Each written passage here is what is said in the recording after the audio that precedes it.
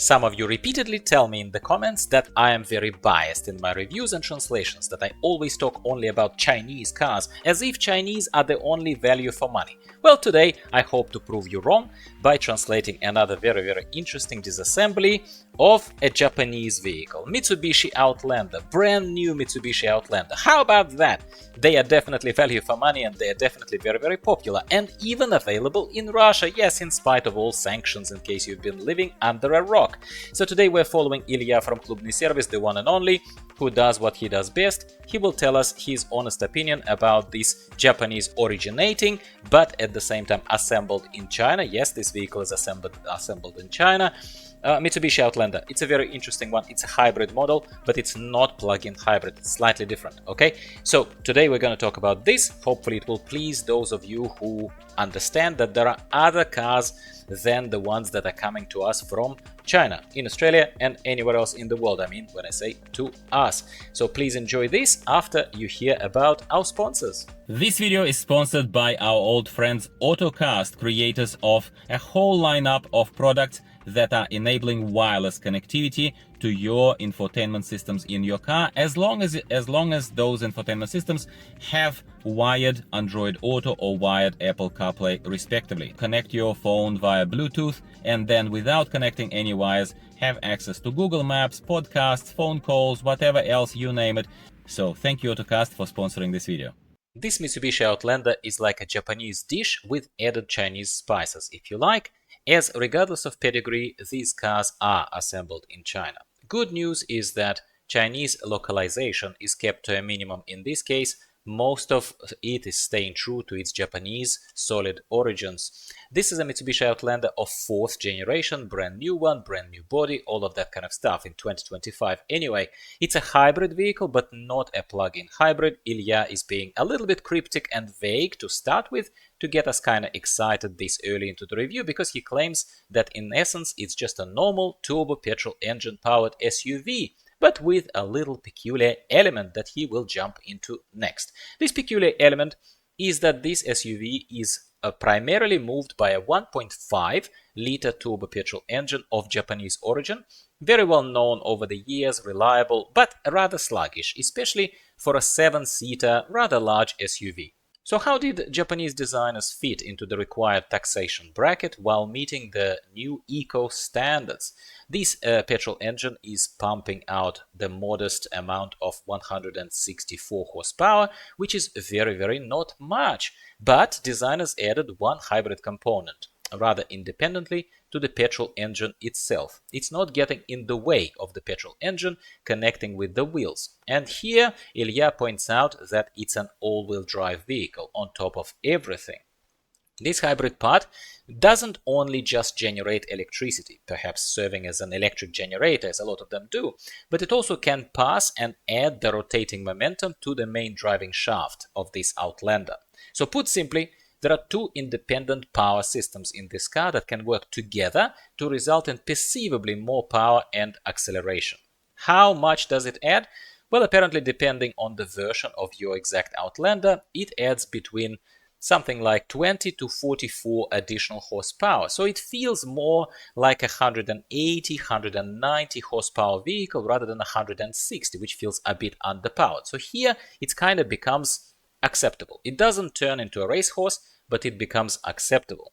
It uses a CVT transmission, and this particular model is known to last about 200 to 250,000 kilometers without any substantial problems, as long as you keep servicing your car normally, regularly, where they replace the oil inside of the transmission and other kind of stuff.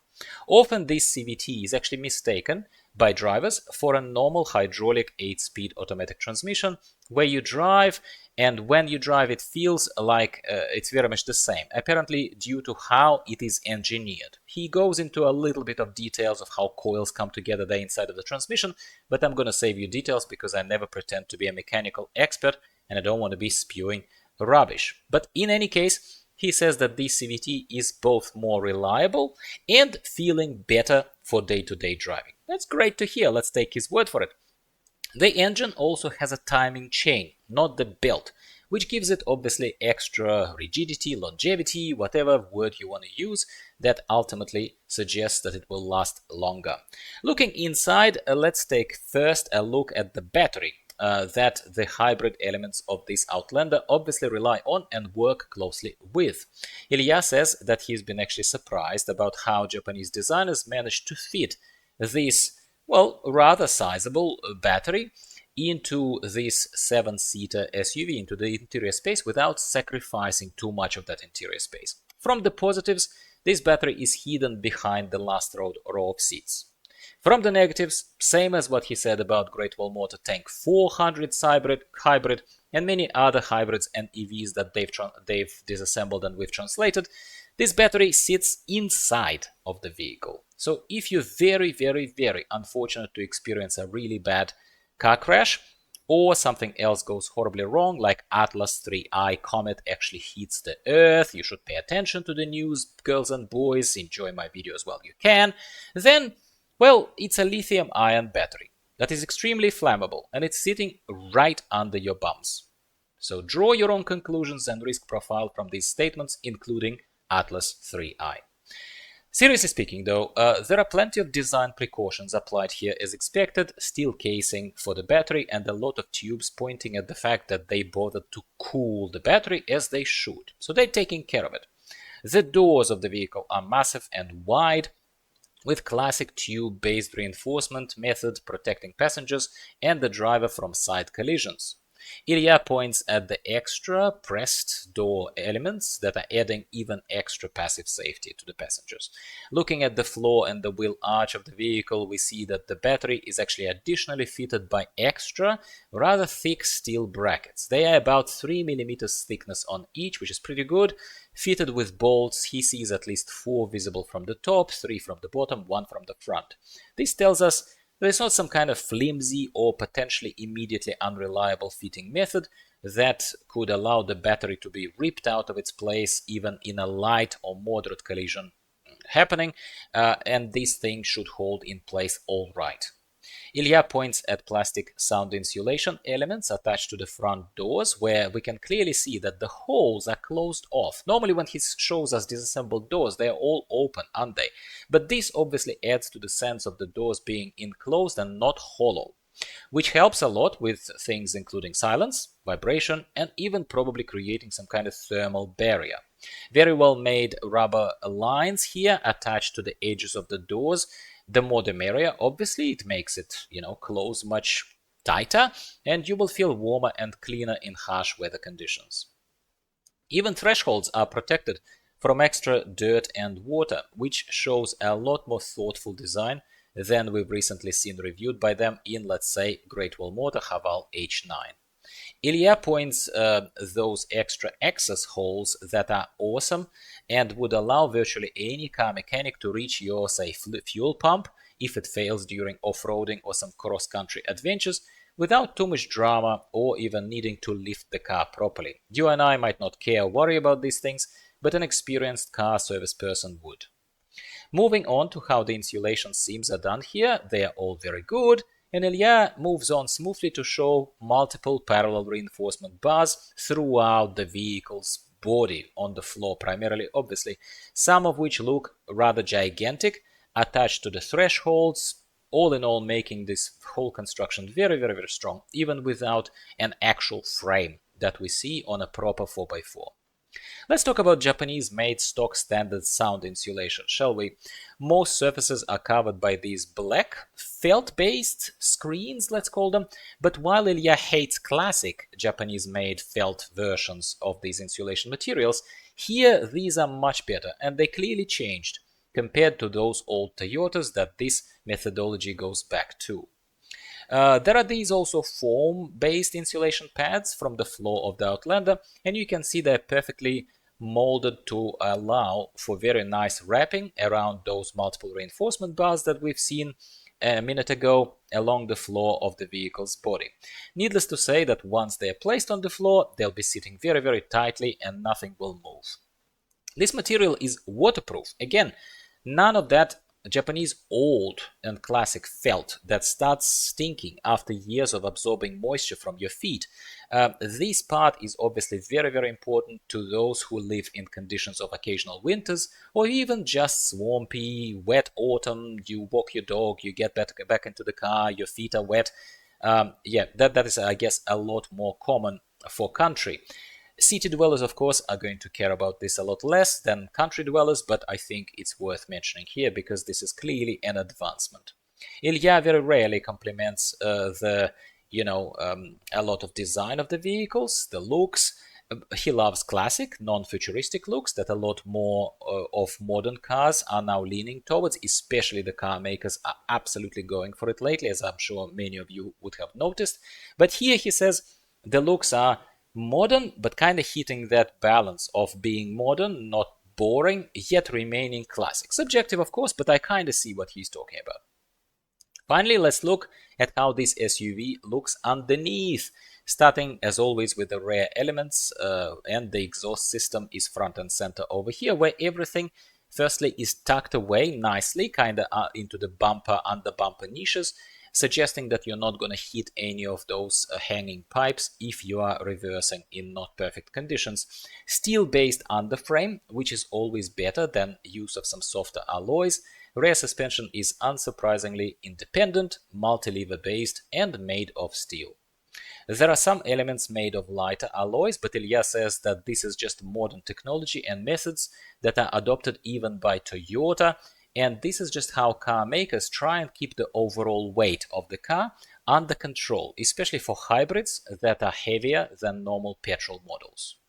These elements are rather thick, so if they were made of cast iron, let's say, it would substantially add to that overall weight of the vehicle. We see a little drive shaft here, which tells us that it's an all-wheel drive vehicle. It's still not designed for rock hopping, clearly absorbing any particular hits or very heavy off-roading. Otherwise, you will tear all this stuff off quite easily, and you probably wouldn't want to do that. Lower levers of suspension are protected by these screens, multiple screens, but most of the weight-loaded elements are fitted directly to the underframe of the vehicle, making the whole construction even more solid. This SUV has a rear stabilizer that's fitted between one of the suspension levers and the driving shaft. We see a rather large transfer case by Borg-Warner, enabling all-wheel drive functionality, obviously. Borg-Warners are used widely and known very well as a reliable solution that's particularly widely used on China-made all-wheel drive capable vehicles. Moving towards the front of the vehicle, we can see the main driving shaft, a lot of protection screens that Japanese car makers use quite liberally, which is great. They're not just protecting, but they're also adding to aerodynamics of the vehicle, believe it or not, which is very, very important if you're talking about a hybrid vehicle. The fuel tank is made of plastic, which in this particular case is a good thing, because as long as you don't crack it, which would be hard to do in this kind of positioning, it would never be exposed to corrosion because it is plastic. Front suspension is made of lighter alloys, again pointing at this not being designed for very heavy off-roading, but being a lighter construction, so it won't weigh as much. We can see amortizator spring coils resting on the lower lever, not particularly massive all-wheel drive shafts here too, nothing too surprising. It's all made rather firmly, solidly, but Ilya says honestly, he's not a fan of lighter alloy use in general. Plus, he's biased towards heavier 4x4 off-roaders on a frame, let's be honest about that, so he clearly keeps his criticism here to a minimum. In the original summary, Ilya mentions that for their current prices in Russia, this would be a very solid Japanese hybrid and off-road capable SUV for a reasonable price. He can't help but compare this to the offerings from Chinese manufacturers, where pricing them is very, very comparable. It's not like they are vastly cheaper, while he's still convinced that overall this is a much better, much more recognizable Japanese brand. It offers you 7 seats. It has great standard sound insulation that he couldn't even say that, oh yeah, we're going to rip it out and replace it with our own. They're not going to do that. So he doesn't see any point in that. That is probably the biggest compliment that he ever could make to some kind of customer-friendly, not just like a farmland SUV that sort of majority of them do replace the sound insulation solutions there. And what does it need then as far as aftermarket additions? Well, he says that maybe anti-corrosion spray application, a more solid layer would benefit virtually any car. Sure, that's fair. And maybe some paint protection film that some people kind of pull over these vehicles, that wrap the vehicles in that paint protection film. That probably is about it. And this is it, my friends. Here is a living proof that we don't only translate disassemblies of Chinese vehicles, but some of them are value for money and they are originating in Japan, even if assembly line is in China. But a lot of stuff is assembled in China. I'm not gonna speculate here, but maybe even your beloved Mercedes Geländewagen is, perhaps. I don't know. Let me know in the comments down below. In any case, I hope you've enjoyed this. I hope you're checking out my sponsors, Autocast as well. Continues being our biggest sponsor, but not the only one, of multiple videos here. Check out the sister channel, Auto Gear Reviews, as well as our sponsors listed in description of my video. I hope you're having a great season right now towards the end of the year, and I'll talk to you next week, in a couple of weeks, about something else value cars related in Australia and beyond. Goodbye for now.